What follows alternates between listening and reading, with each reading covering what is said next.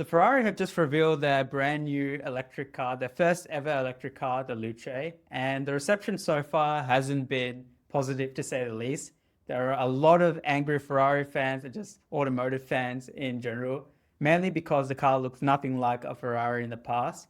It is designed not only by Ferrari, but primarily loved from, so that's ex-Apple designer Johnny Ive's design company, along with Mark Newson, but they did consult with Ferrari's head designer, Flavio Manzoni, as well. I think they knew that going into a totally new category for them, an electric vehicle, didn't really matter what they would release. There would be some backlash. I think they said, okay, we're going to make an electric car.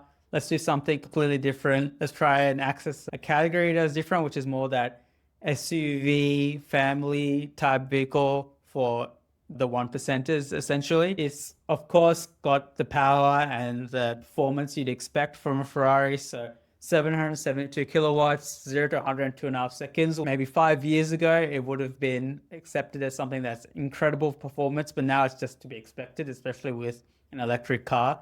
I think you've got brands that are delivering this kind of performance at a small fraction of what this will cost. In terms of range, you're going to get 530 kilometers on the WLTP cycle, which is not too bad, actually.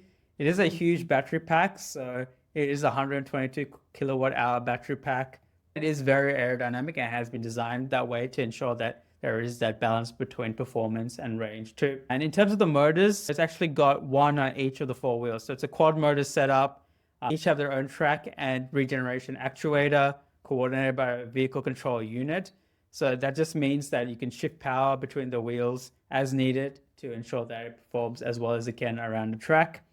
It's also got a torque shift system. So instead of the pedals shifting up and down gears that you would be used to in a regular performance Ferrari, they've got different roles. So the right pedal actually shifts the amount of torque.